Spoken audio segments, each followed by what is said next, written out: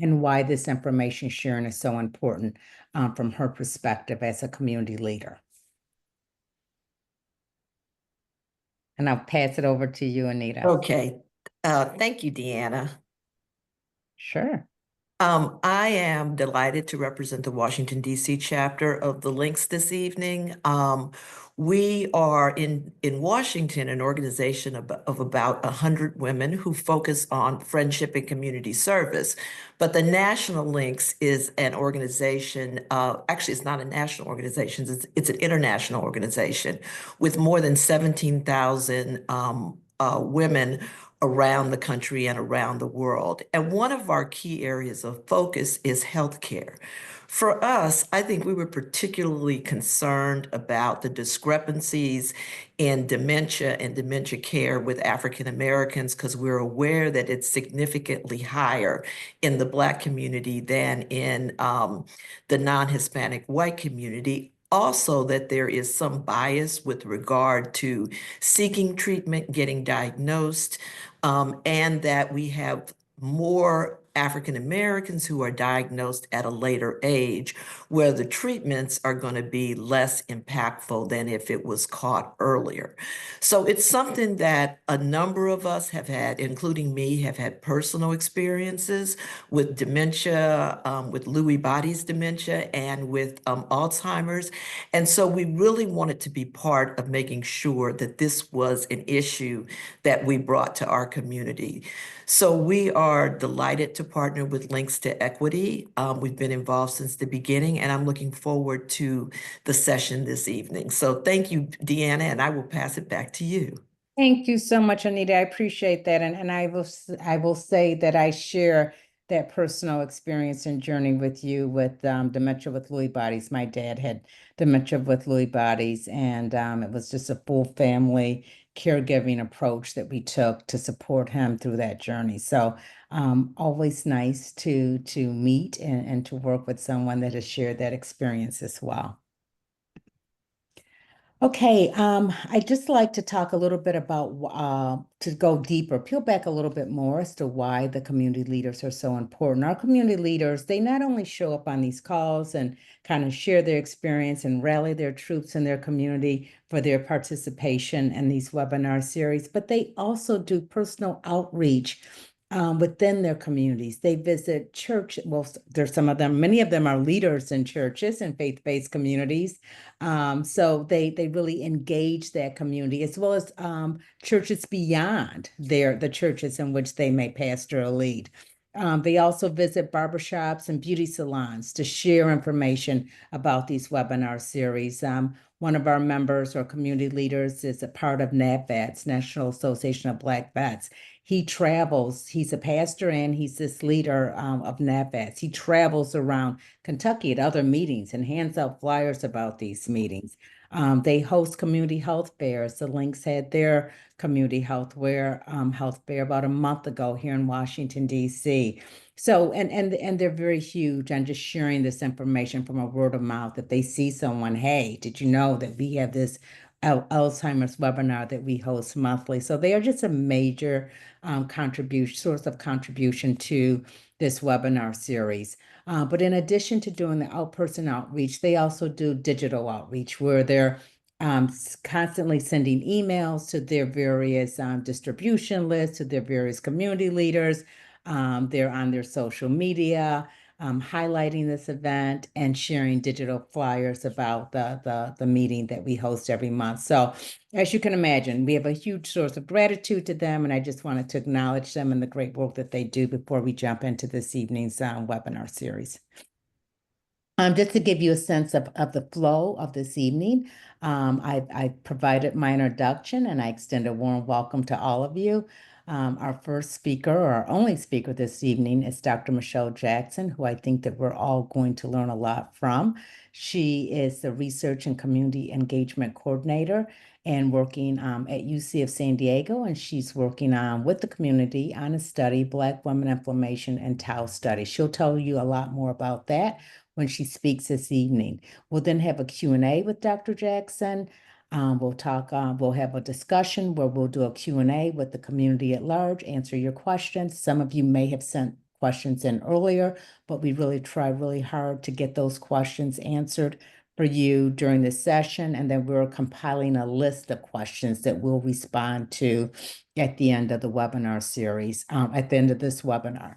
We'll also talk a little bit about the survey that we do. Your responses and participation in these surveys really allow us to improve upon the work that we're doing. I think that it's fair to say we've evolved over the months and how the flow of our webinar, and that's because of the great feedback that you all provided. And then I'll finish up the webinar with closing remarks. As I mentioned, we really get better when we hear from you. If you'd like, you can take this opportunity to scan the QR code that's in front of you on the screen. It is actually a SurveyMonkey, a link to a SurveyMonkey questionnaire. We'd love to have your feedback. Please feel free to share. We noticed on the last webinar series, we got quite a bit of feedback during the actual webinar, and that's absolutely fine to do. So please feel free to go ahead and scan this QR code with your phone and bring up the survey as we're going through the presentation, if that's easier for you than following up after the webinar. Now I'd like to introduce, it's a great honor to introduce our speaker this evening. I'm really excited to share the floor with her and for her to speak about the great work that she's doing. Michelle Jackson is our speaker. She's a nurse scientist. Well, you can see she's a lot of different things when you see all of the initials behind her name. But she's a nurse scientist. She's a nurse practitioner. She's associate professor at Point Loma Nazarene University, where she also serves as the nurse practitioner program director.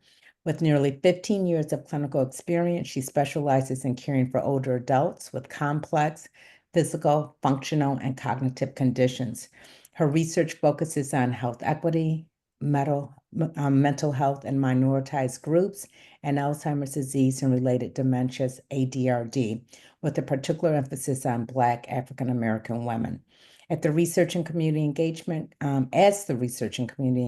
Coordinator for the Black Women's Inflammation and Tau Study at UC San Diego, she works to build trust with underrepresented populations, improve research accessibility, and advance culturally informed, community-driven healthcare practices to promote health equity. And with that, I am just honored to introduce Michelle. And Michelle, please, without further ado, please jump in with your presentation. We're excited to hear about the great work that you're doing. Thank you so much, Dina, for the introduction. Can everyone see the screen? We can see it. The slides haven't come up yet, but we can see you. Let's see. Hold on. Okay, no worries. Take your time. Can you see it now? No, for Let whatever. me try to reshare it again. Okay. It's getting ready. You can tell, Michelle. There, we can see it. Okay, great. All right. Okay. So thank you for the introduction, and I'm honored and privileged to be sharing and just educating tonight on a very meaningful topic, but also something that is near and dear to my heart. We all have personal experiences with it in some way, shape, or form. So you'll notice here that it says protecting our peace of mind, and that is on purpose. We all have a piece of ourselves, our energy, our focus, and our purpose, and that deserves to be protected. So when we honor that piece, we're better able to protect our peace. And so I'm going to be cooking with grease today, I'll say, or maybe I should say olive oil, and I'll talk about that later, but buckle up because I'm just going to speed through these slides as quick as possible. So this is our agenda today. Just take a quick look as we go through. So we can't talk about Alzheimer's without talking about the brain. And so it's important to know what part of our brain does what? So our frontal lobe, if you will, that's the brain's control center. And so that's where we plan, make decisions, solve problems, move our bodies. It also helps with speech and memory. And then we have the parietal lobe, which this is the area that helps us process touch, temperature, spatial awareness. And then we have the occipital lobe, which is located in the back of the brain. It's all about vision, helps us recognize faces and places. We have the temporal lobe, and this area handles memory, language, and emotions. It also includes the hippocampus, which is an area that is especially affected in Alzheimer's disease. And then lastly, we have the cerebellum, and that is responsible for coordination and balance. And this area keeps us upright, steady, and able to walk smoothly and right. So when it comes to memory, we hear dementia, we hear Alzheimer's, we hear someone say, oh, I know someone who has dementia, but they don't have Alzheimer's, or they have Alzheimer's but don't have dementia. And I love this slide from the Alzheimer's Association, because essentially it is a umbrella. Dementia is an umbrella term, and it houses if you will, different types. So Alzheimer's is the most prevalent type, which is why it's listed first under the umbrella, followed by vascular, Lewy body, frontal temporal.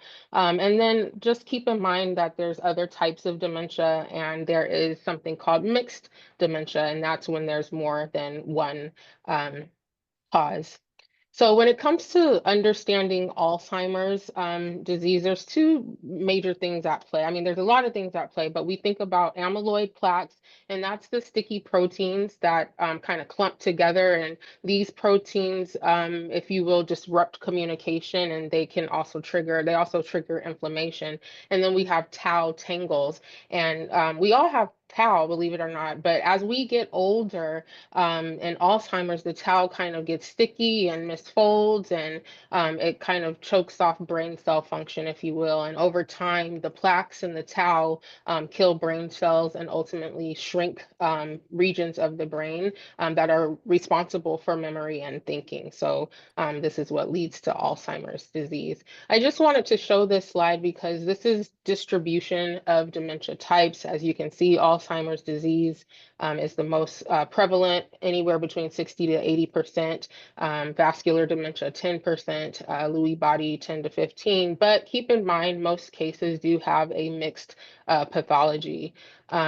This is just illustrating what we know, is that the numbers are increasing, and by 2060, especially in adults age 85 or older, it's going to double in those that to nearly 14 million people who have dementia by 2060. So it's important to keep this in mind, because we would like that number to decline, but it is not.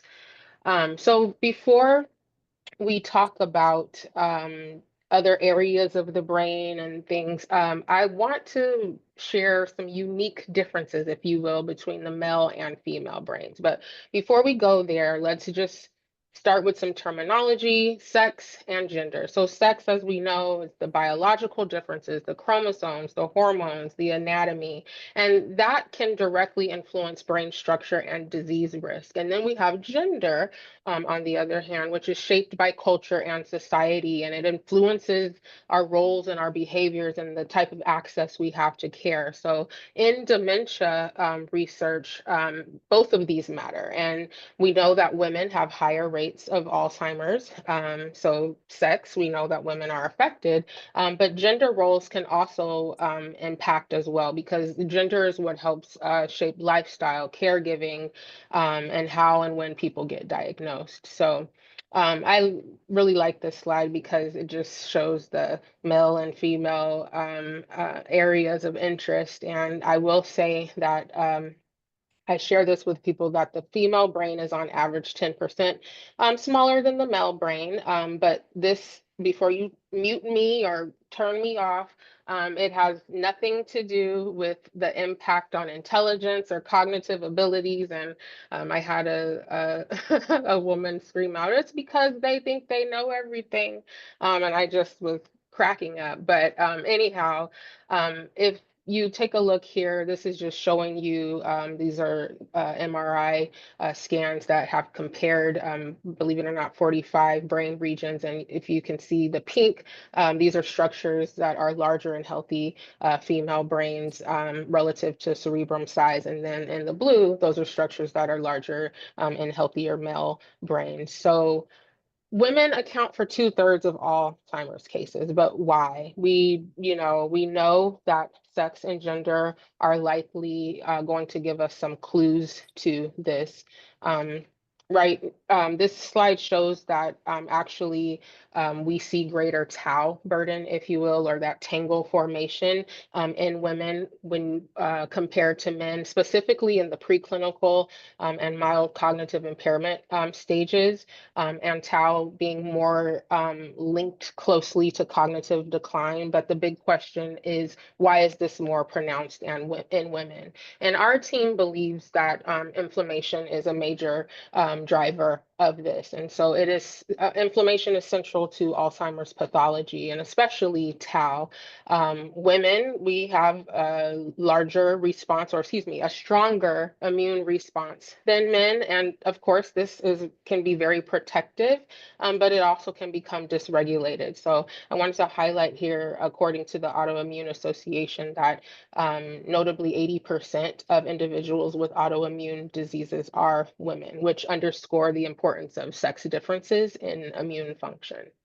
So what are my risks? That's what we all want to know. But before we delve into that, it's important to know that research suggests that addressing modifiable risk factors might prevent or delay up to 45% of dementia cases. So I know you're wondering, well, what are modifiable risk factors? And here are modifiable risk factors.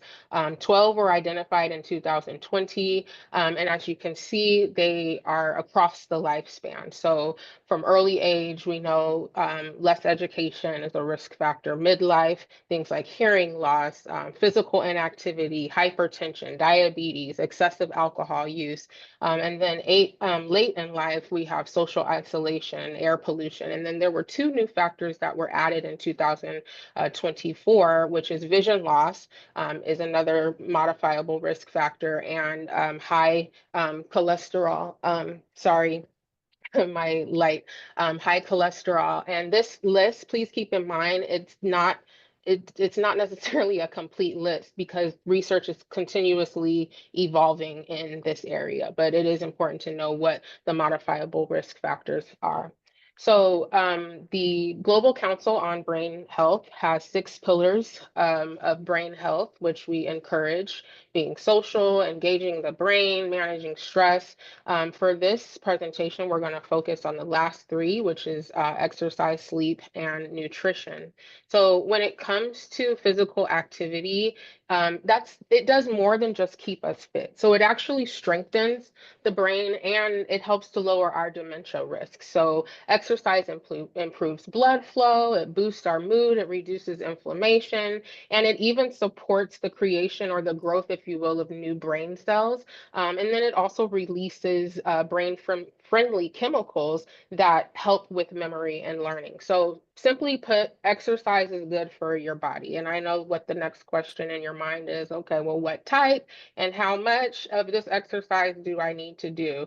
And according to the American Heart Association, these are the physical activity recommendations. We want to aim for 150 minutes a week of moderate or 75 minutes a week of vigorous exercise, strength training at least 2 times a week, doing things like yoga or Tai Chi for balance, but also keeping in mind that there is no one size fits all approach. You need to do what is best for you. The takeaway is to move more and sit less. This slide just illustrates a study from 2011. It was a pretty landmark study that showed 120 older adults that were randomized to an aerobic walking group or a stretching group. And those that were in the aerobic group had increased in hippocampus size and protective memory. So exercise, men, women, we all know it benefits us all. However, in women, we see that we see greater gains in our endurance. So type 1 muscle fibers, which are for long sustained activity. Men, on the other hand, have more type 2 muscle fibers, which are built for short distance and sprinting and lifting. So the takeaway here is women thrive with sustained movement, like the tortoise, and men perform best with quick bursts like the hare. So sleep, it's not just rest. This is your brain's way of doing house cleaning. So it helps store memories, it clears out waste and harmful proteins. It also protects our mental and physical health. And poor sleep is actually linked to a number of comorbid conditions such as depression, obesity, and high blood pressure. And it also increases or raises the risk of Alzheimer's by over 50%. So prioritizing your sleep is one of the best things that you can do for brain health. So, okay, I know. How much do you need? And we really should be aiming for 7 to 8 hours of sleep, though it's going to vary per person. But before turning to medication, you want to try good sleep hygiene. Our phones and electronic devices and social media all, keep us active all the time. But stick to a routine, limit your screen time, especially when it's time for bed, winding down. And then there's always cognitive behavioral therapy for insomnia if those don't work. So we cannot talk about sleep without talking about sleep apnea. And it's not just snoring. This is a very serious condition where breathing actually stops and starts during sleep. So it affects more people than you may think. It's also very much linked to memory problems and a higher risk of dementia. So let me just say this. If you're single, or maybe not single, but you sleep alone, you might not even know that it's an issue for you. So don't assume you're in the clear just because you don't have anyone complaining next to you. The good news is, though, if you do have sleep apnea, treatments like CPAP will and can make a real difference, not just for your daytime energy levels, but also for protecting your brain over time. So lastly, we will talk about nutrition. And our brain is the most energy consuming or energy hungry organ, if you will. So what we eat really matters.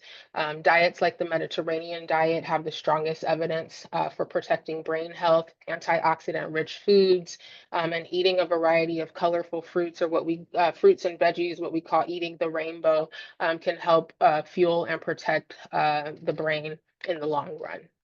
So this study in particular looked at older adults in Spain who were at risk, if you will, for heart disease, but they had healthy brains. And so they were put on different diets. One group randomized. One group was put into the Mediterranean diet with extra virgin olive oil, then Mediterranean diet with mixed nuts, and then the third group was put into the low-fat Western diet. And after about 4 years, the Mediterranean diet group had better memory and thinking, so especially the extra virgin olive oil group. So the low-fat Western diet group showed more cognitive decline. And this graph is representative of that study, what I just shared. So it's important what we eat and what we consume is very important. Men and women, we all know we have differences in our metabolic needs, and this a lot is due to hormones, body composition. Hormones impact how we store fat, how we build muscle, how we regulate our blood sugar. And for women in particular, the body stores more fat and burns more carbs. So we want to focus on healthy carbs over bad fats. Men typically have more lean muscle and higher caloric needs, so that makes protein and healthy fats more important for them. This study, it's just illustrating, or it demonstrated how lifestyle choices affect brain health in older adults. So this research team created a lifestyle score, if you will, based on 5 key behaviors, and that's not smoking, staying physically active, limiting alcohol, following the MIND or the Mediterranean diet, and keeping the brain engaged. And they found that people with higher lifestyle scores had better cognitive function. And that's even when their brains had already showed some signs of dementia related changes. So the key takeaway here is that a healthy lifestyle can help protect memory and thinking, even in the presence of Alzheimer's related pathology. So, all right, what can I do? Everyone wants to know. So what we don't promote, if you will, our brain supplement. So there's no strong evidence that says, oh, this supplement works. And you also want to be careful with this too, because you don't know how they may interact with any other medications that you may be taking or prescribed from your healthcare team. Also, the Global Council on Brain Health does not endorse any brain supplements. Also, these, games, we have games and everything at our fingertip. These things, I mean, they may improve your work on that game, but not your overall function. So don't be tricked by that. But what does work is challenging yourself to do new skills, learning new hobbies, languages, just keeping things, keeping a variety going on, keeping your brain adaptable, pushing beyond your comfort zone. So those are the things that we know work. And the key message is it's never too late to make lifestyle changes that can reduce your dementia risk. Another thing we encourage is to take action and getting involved in Alzheimer's research and being a part of the future of brain health. And that's where the Black Women Inflammation and Tau study come into play. This is a collaboration between UC San Diego and UCLA. And we know, we've talked about the numbers, 6.7 million Americans have, or 2/3, if you will, 2/3 of the population of women living with Alzheimer's. But let's funnel it down. So Black African Americans, we are twice as likely when you compare us to our white counterparts to receive a diagnosis. And when we funnel that down even more, Black women are the most at-risk group for developing Alzheimer's or disease or related dementias in our lifetime. This put out by AARP at the beginning of the year, back in January, actually showed that the dementia risk is double earlier estimates, and it's even higher for Black Americans. So we have this high risk, but yet we have historical exclusion, if you will, when it comes to our participation. So only 5% of African Americans participate in clinical observational studies, and only 1 to 3% of participants in drug trials are Black Americans. And this is actually 100 people and 100 pill bottles. So I really wanted to show that when it comes to the research, we're not participating in it.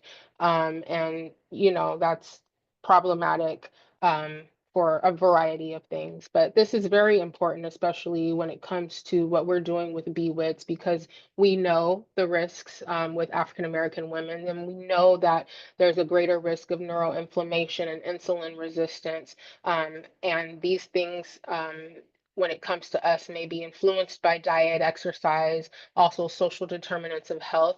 And although we are the highest risk, we are the least studied. So BWITS is looking at how lifestyle factors impact tau accumulation and cognitive outcomes in Black women. So what are our risks? And we cannot change certain things. We cannot change. We cannot change our age. We cannot change our genetics. But when it comes to African American women, we are disproportionately affected by what we call this head-heart connection. So we have disproportionate numbers of us with heart disease, diabetes, high blood pressure, high cholesterol, ultimately leading to increased risk of stroke. I like to highlight this. This is a report that comes out of Dr. Karen Lincoln's lab out of UC Irvine, and it was a study that she did in California specifically, but she talks about this this intersection, so this triple jeopardy, if you will, and that's how older Black women, specifically in California, are dealing with racism, sexism, and ageism, and that exacerbates some of the negative experiences that they have when it comes to their health care. And yes, while the sample was from California, I'm pretty certain that this holds true across the country. So when we talk about Black women and brain health, we have to speak our truth, and that is that our experience here in this country is unique. It's a very heavy experience, and from generations of stress to racism, we are essentially and have been pushing through systems that just weren't built to support us. And because of that, it leaves not just a mark on our bodies, but also on our brains. So BWITS specifically is digging into how these lived experiences, along with social and neighborhood conditions, help shape brain health as well. So that includes looking at lifetime discrimination, access to resources, like education and healthcare, neighborhood level risks. And as Black women, I know that we deserve care, and we deserve to have our full picture assessed. And we deserve a future where our wellness is prioritized, protected, and powered by us. So more about BWITS. BWITS is a community-based participatory research study, and so it's all about the community. Our research takes place in the community. We believe in community support and engagement. We have a study where we come to the community to do the study. We're not asking people to come to the university, or we're right in the thick of it. We make it convenient and flexible. There's reciprocity. We want to give back things like health results and make sure that we're compensating for time and energy. Also with BWITS, we have a community advisory board, and what we call CAB for short, and they have helped immensely with this study. CABs they just help to build trust, and they help align the research agenda with the needs of the community. And we can't lose focus of that when we do research and when we take part in research. We have to know that this is for us, and we are the drivers of this, and it belongs to us, and it's for our benefit. So we also are, we push partnerships. So when it comes to our cab at our BWITS cab, we have like one of the most amazing cabs. We have 4 women from San Diego, 3 women from LA, and they, represent a diverse backgrounds from healthcare and advocacy, nonprofits, caregiving, you name it. And they're out like boots on the ground with us when it comes to community events and health fairs. They're there, and they just make sure that that the research is culturally responsive, accessible, and impactful for Black women. So how are we conducting the study? We are recruiting 100 older Black African American women, 50 from LA, 50 from San Diego, and we are looking at blood-based biomarkers. So in addition to things like insulin resistance and inflammation, and we look at vitamin D and cholesterol, like lipid panels and stuff, and renal function, but we're also looking specifically at AD pathology markers like tau and beta amyloid. And we are also looking at cognitive and physical activity, as well as what I mentioned a few slides back, social determinants of health. So these are our inclusion criteria. You got to be a Black woman, age 60 to 80. Actually, we're going to be increasing that to 60 to 90, because there's a lot of healthy older African American women out there Love to see that. Living independently, English as a primary language. We do thinking test, and the individual must score between a selected range. There's a family history or not, maybe just some self-reported memory complaints. And then we also ask that our participants have a study partner. And that is someone who can speak to or attest to just their level of function. This is a visual representation, if you will, of our timeline. It is a 2-year study, screening and baseline visit, and then we have a 12-month follow-up, and then we have a 24-month visit. But again, it's all done in the community, and this is what we do to just help address key disparities, and we're excited. The community is excited, our participants are excited, and I'm just honored to be a part of this research. This is our wonderful research team, UCSD and UCLA team, and that's it. Thank you very much. I know I, sped through that. I will make sure that if you want like a condensed version of the slides, that we have them available for you. And that's it. Michelle, you did such an amazing job. You may think you sped through that, and I mean your timing was great that you were able to share so much information. But I have to tell you, from doing this is probably our 10th webinar. You answered so many questions that we've previously received during these webinars. We're now actually working on compiling all of the questions and creating a Q&A for our participants and our listeners. We hope to have that out to them in about a month. But I just want to say thank you and kudos. That was an amazing discussion and so interesting. And we have some questions, but because I'm the host, I'm gonna sneak my question in first.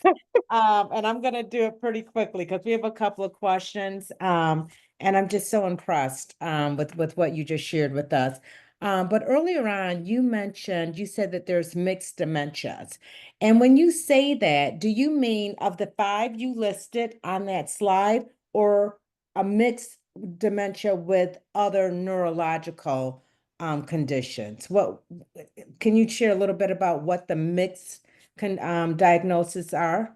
Sure. So when I say mixed, I'm meaning specifically a different type of dementia. So, we think about other neurological conditions. Think about Parkinson's disease, which is a main neurological condition, but there's also a Parkinson's type dementia that comes as oftentimes as a result of Parkinson's disease. So specifically meaning like different types of dementia that are like I don't want to say coexisting. So, what you see a lot in you see a lot of Alzheimer's and vascular. And that, I mean, it makes sense because just in the US, I mean, we talk about our diet and the things that we should or should not be eating, but we have so many people with hypertension and diabetes and all of, high cholesterol. So when you think about like someone who has those risk factors, along with just the Alzheimer's risk factor that could be from genetics, or the older you get, the more at risk you become for developing Alzheimer's, because we know age is a risk factor, and genetics. So that's what I mean, like more than one type of dementia existing. Okay. All right. Very good. Thank you. So I'm going to get to the 2 questions in the chat, but I'm going to go to Deborah. Because I have a question kind of merges with hers. She says, Deborah said, excellent webinar. Definitely want to encourage oh, I'm sorry, that's not the question I wanted to ask. There was a question about being in a study. Yes, it's Beverly Claiborne. My apologies. I've been involved in an Alzheimer's study for 9 years. How do I get involved in this research? And just to piggyback on that, are there other studies like this across the country? Because I've never heard of someone really just a study that focuses on Black women and at a community level and sort of really double click on the issues specific to Black women. So could you help Beverly with Yeah. she wants to know how she gets involved in this research. And I'm curious, where else are these studies? So, in terms of BWITS, this particular study is based out of San Diego and LA region. Now, that doesn't mean that there aren't studies, similar studies that are being conducted across the country. I always encourage people to reach out to, especially if you're interested in research, reach out to your local universities and colleges that you know do research. Alzheimer's Association has like a trial match website where you could go on there and put where you live and what kind of study. And when it comes specifically to dementia research, there's all kinds of research. We research caregivers. We research participants. We research behavior. So there's a ton of different type of research that's being done. But I would say, starting with Alzheimer's Association is a perfect place to start. I believe it's trialmatch.com, and you can see all the studies that are going on specific to, African Americans or specific to men, women, you name it.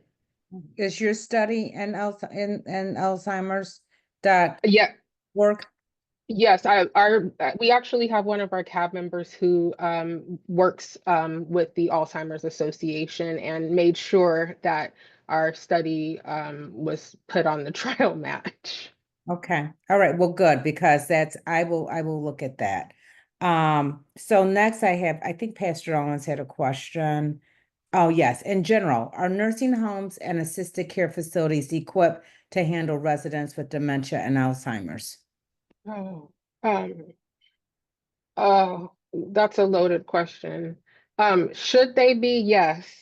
Yes, they should be. Are they?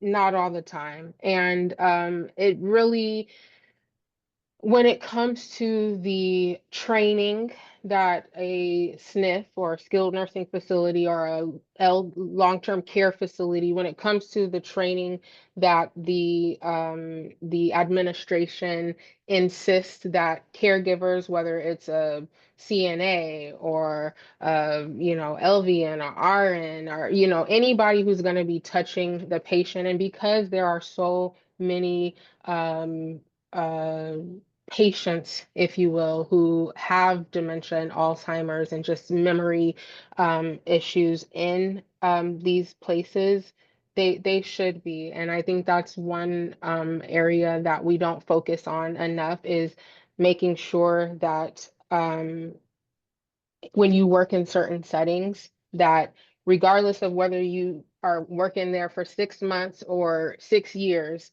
that you are trained and equipped to deal with what this entails, from how from the intake and the food to the bathroom toileting to the behaviors. I give another talk on behaviors because that's a huge thing when it comes to dementia. Because you start seeing, you're like, oh, I didn't know this person was capable of being so aggressive or cursing me out like this. But you see it all, and so I don't think that we do enough training at that level. But to answer the question, um, it should be, but it's not. Got it. Okay. I can jump in on that too. This is Gina, because I used to work with Bluegrass Care Navigators. and I worked in the nursing home setting. And often you really have to go to the administrator. And if you are have a particular interest in, as she said, a SNF or long-term care, go to the administrator and ask if they would do an in-service for the staff, because the Alzheimer's Association will come in there and do an in-service for them. And then in Kentucky, Bluegrass Care Navigators did it on caregiving, and often the staff thanked us because they said this was a training that was much needed. So it is facility dependent. Thanks, Very Jan. true. Okay, so I'm going to try to get to these 4 questions. They've waited very patiently. So as I age, I'm learning more about hormone replacement. Do we know of any connection between hormone loss and brain health dementia? So a little bit shared in the presentation. Yes, there's a connection between hormones and just anything that is occurring in our body, if you will. I will say when it comes to hormone replacement, it's really important to work with a care team and specialists, because when we start thinking about that, we also think about other issues like breast cancer or other things that can come as a result of additional hormones that we're putting in our body. So all of this, there's always, we know so much, but we still are learning so much about, how specifically does estrogen affect the brain, and, how specifically does testosterone impact, tau or something. So there's studies and things that are just constantly being researched, but especially when it comes to hormone replacement, always make sure that you're working with a care team specialist with that, because you don't want to try to fix one problem and then create another one. Yeah, agreed. Okay, thank you. One more, well, a few more I'm going to try to get to. I have unfortunately observed the very real narrative of men wanting their wives/partners to be thick and heavier. How can we better help our men understand the dangers of being obese in terms of good brain health and diet? Well, um, I can say that I love that question, by the way, because it's like, men are like, look, I like what I like. So don't be losing no weight or don't do whatever. But I think that you can, you know, I, hand raised. I'm the first person to say I'm overweight, but you can still practice good health. And I'm sorry, you guys, because the light keeps popping off. It's motion detected. But you can still be active and still eat healthy and don't have to be a size 2. Or so yes, you want to encourage what you want to encourage is activity. And sometimes that physical activity comes with weight loss. You want to encourage good nutrition. Sometimes changing the diet comes with weight loss. But I try, like, obesity is certainly an issue, a big issue in this country, but I try to push like just health and well-being in general. I mean, sometimes some of us are so stressed, just a lot of the weight is coming from just stress and things, stress eating and inflammation that's happening at the cellular level, all kinds of stuff. So more than just saying, okay, you need to, slim down some. It's really pushing a agenda of just good physical activity, good mental and psychiatric taking care of yourself, and good nutrition. And things will fall into place. But yeah, Okay. I All like right. that question. I like that question.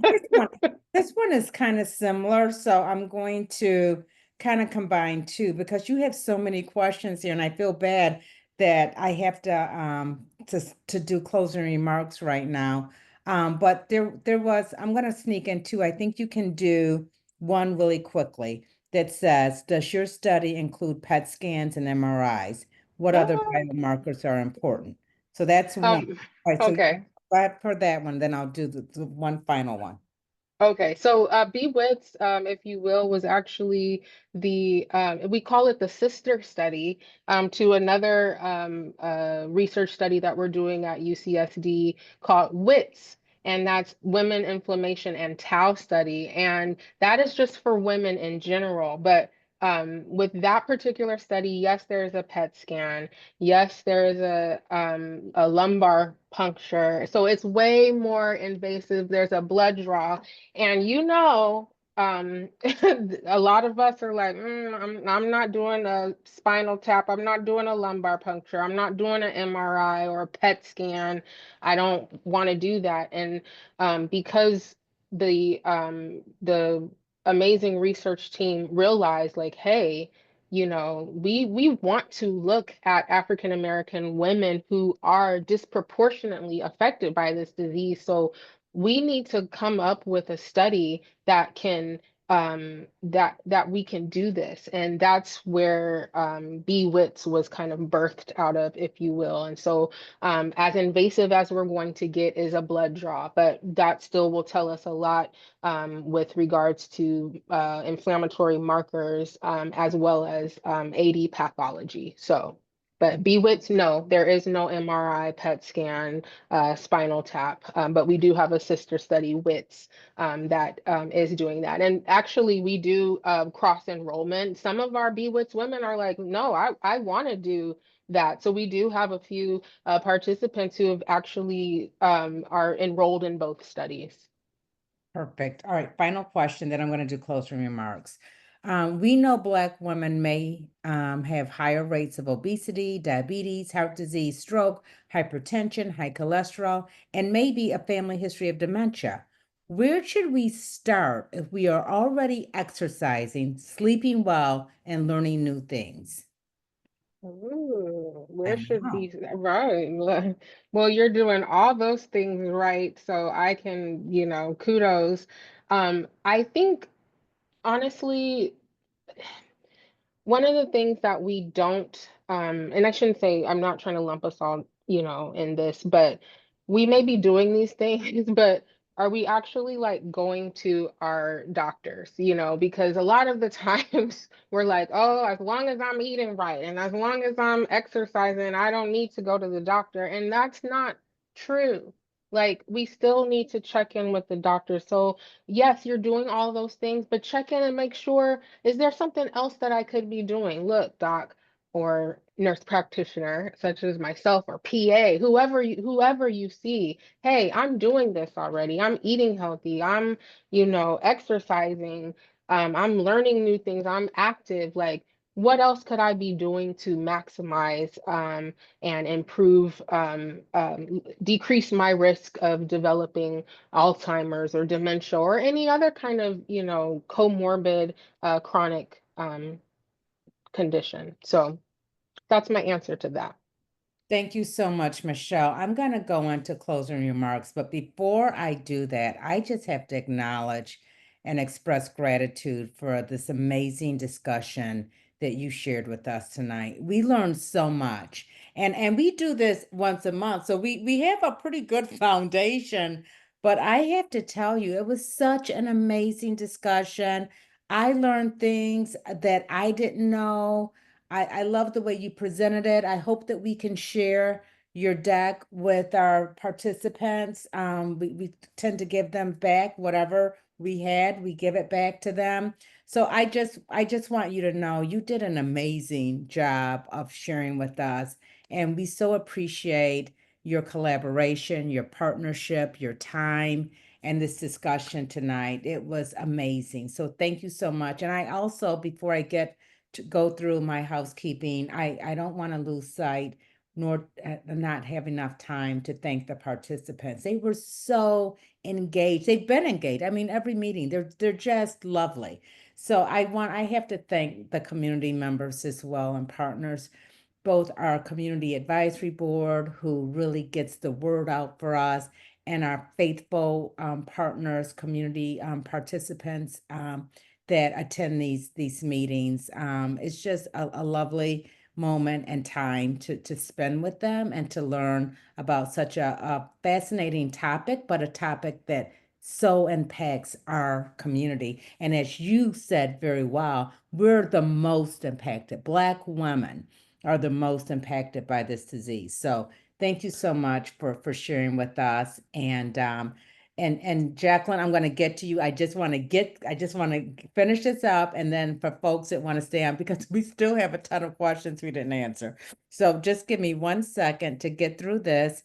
Our next seminar, or our next webinar, is I think it's going to be May 30th.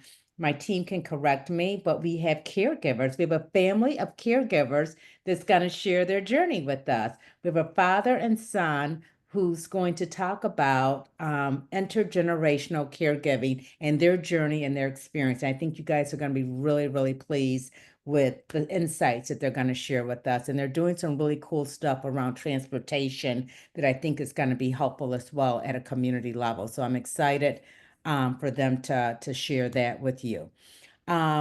These are our QR codes to follow us on LinkedIn and Facebook, so we can continue to get the word out about this great monthly webinar that we have. So please follow us on both LinkedIn and Facebook so we can get more and more folks on our webinar. And I want to thank my team, Catherine Boxell, Joseph Cole. They are amazing. It's a lot of behind, and my IT lead as well, Jason. I am so grateful to all of them for all the hard work that they do to make us successful. So kudos and thanks to all of them. And Jacqueline, may you have a question, please? You have the floor. Yes, thank you, Dr. Jackson. That was an amazing presentation. Like everyone said, the questions were just coming so quickly. I liked it. I felt like I really, really got a lot out of what pertains specifically to Black women. And this part is easy for me to talk about with others. So that's number one. It was excellent. Number two, I hope we get to recycle and have you back. But the Dean was, I felt so enthused to be able to share that specifically for Black women. And number three, you represented San Diego well. I was born and raised in San Diego, and I'm from San Diego State. So I'm familiar with a lot of places, including Irvine. I went to school in Orange County in elementary for a short time. So I just have to tell you, you represented well. Thank you. Thank you. I'm a native San Diegan too. So Thank you. Thank you. I just had to. Thank you. You're welcome. I'll come back anytime, Dina. Oh, I'm gonna ask you to. Also, I just wanna again, huge shout out to the community leaders. They're the reason why we're able to be so successful and share this information. So we're extremely grateful. Very grateful to you, Michelle. There were so many questions. I think we have to bring you back. So please expect an invitation to come back. And thank you all. And you can. Oh, Oh, I'm sorry. I was going to say, send me the questions and I can answer them. So, and send them to you and you can distribute them. Thank Sorry. you so much. No, you're a blessing. Thank you for saying that. So we will get the because there's quite a bit. We will get the remaining questions over to you and then send them back out to the community. Sounds good? Sounds good. Perfect. All right. Thanks, everyone. You guys have a lovely evening. Thanks again for joining us. And thank you for all you do to have such a successful webinar series. We appreciate you. Bye, everybody. Bye-bye. Bye.